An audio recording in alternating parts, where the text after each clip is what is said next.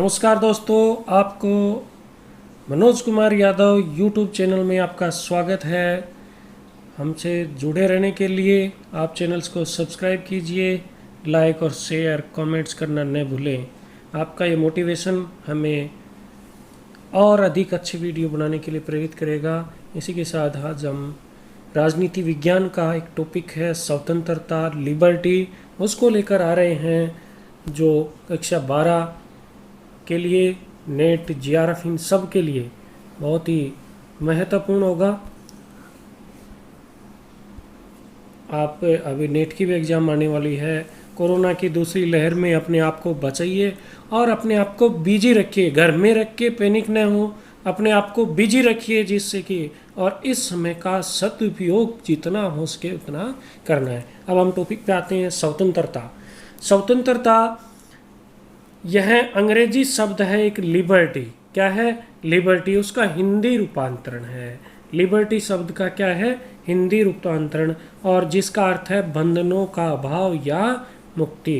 बंधनों का अभाव या मुक्ति, इसको क्या कहते हैं? स्वतंत्रता कहते हैं।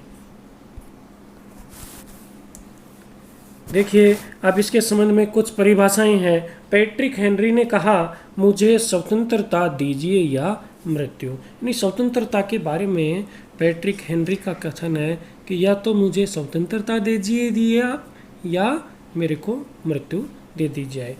हमारे स्वतंत्रता सेनानी बाल गंगाधर तिलक, इनका क्या कथन है? देखिए, बाल गंगाधर तिलक ने क्या कहा था, एक सेकंड,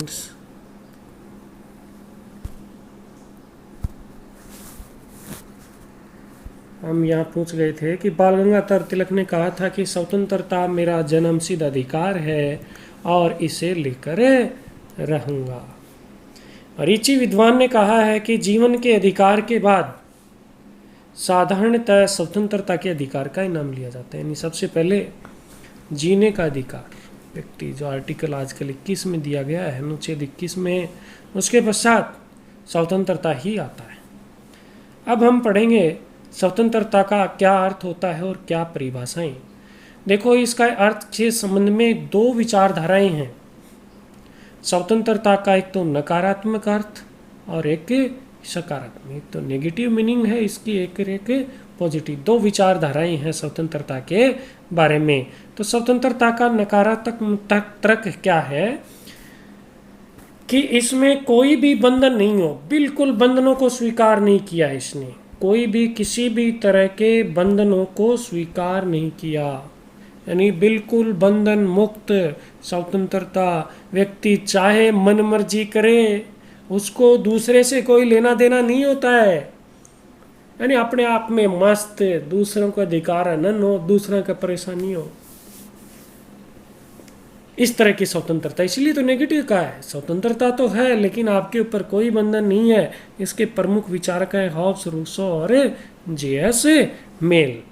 इसके संबंध में है कि सबसे पहला बिंदु प्रतिबंध का अभाव ही स्वतंत्रता। इनका मानना है कि व्यक्ति के ऊपर किसी तरह का प्रतिबंध नहीं होना चाहिए। साथ ही इसने दूसरे बिंदु में कहा है कि राज्य का कार्यक्षेत्र बढ़ने से क्या होता है?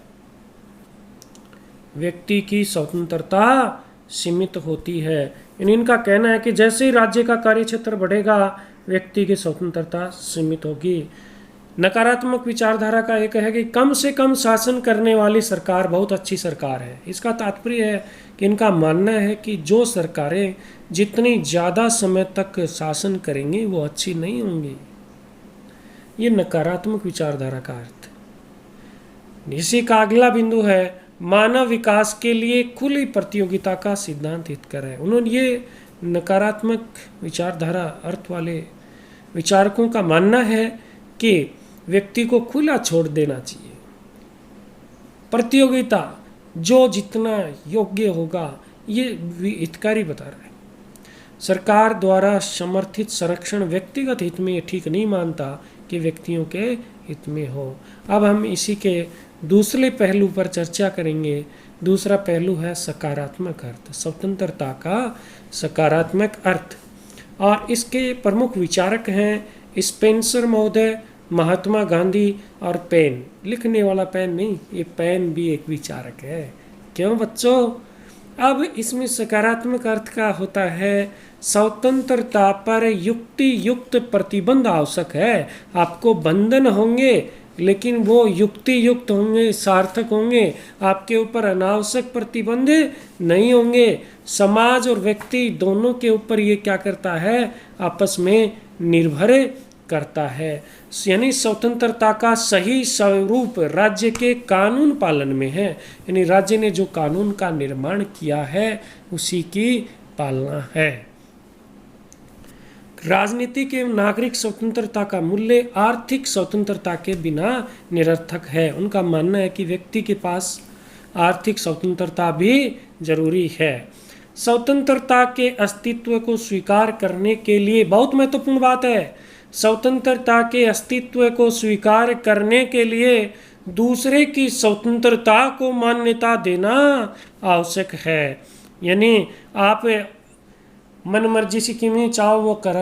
यानी कई बार आपने सुना होगा कि आप दूसरों से वैसा ही व्यवहार करो जो व्यवहार आप दूसरों से अपेक्षा रखते हो, यानी जैसे को तैसा, आप जैसा चाहते हो। यानी आपको जो अधिकार चाहिए आप आपके अधिकारों में रहिए, लेकिन ऐसा नहीं कि दूसरे के अधिकारों का हनन हो। ये पॉजिटिव सकारात्मक अवधारणा है।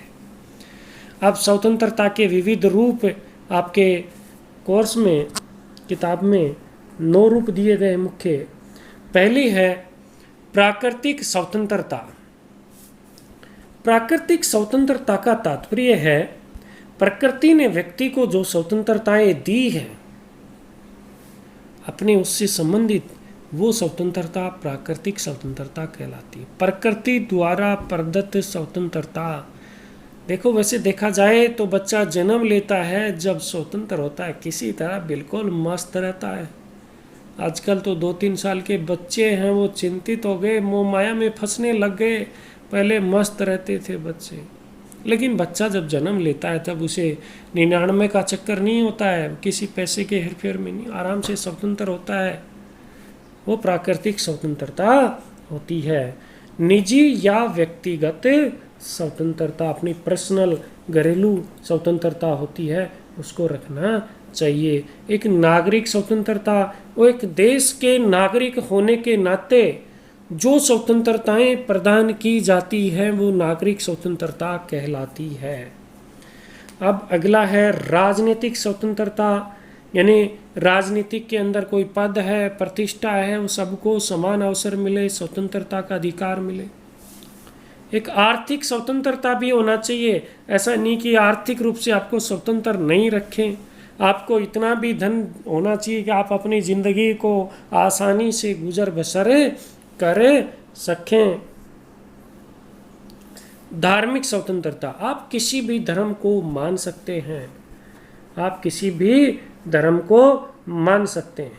नैतिकता स्वतंत्रता, नैतिक स्वतंत्रता में आपके चरित्र से संबंधित आपका कैसा व्यवहार है, ये सारी बातें इसके अंदर आती हैं। वो स्वतंत्रता कौन सी स्वतंत्रता होती है?